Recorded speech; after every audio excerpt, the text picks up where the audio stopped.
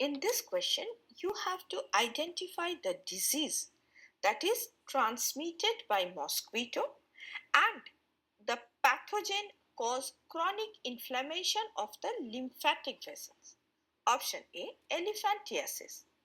Now, elephantiasis, also known as filariasis, is caused by the parasitic nematode such as Wuchereria bancrofti, which are transmitted usually by female Culex mosquitoes. And these worms infect the lymphatic vessels, causing chronic inflammation, blockage, and eventually swelling up of limbs and other body parts due to the buildup of lymph. Hence, this is the correct option. Option B, ascariasis. It is incorrect because ascariasis is caused by the intestinal roundworm Ascaris lumbricoides, and it is not transmitted via mosquito vector.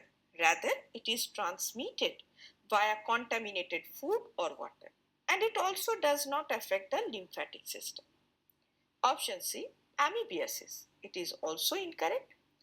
Amoebiasis is caused by protozoan parasite Entamoeba histolytica, and it is also transmitted through contaminated food or water, and it affects the intestines but not the lymphatic system, and it is also not transmitted by mosquitoes.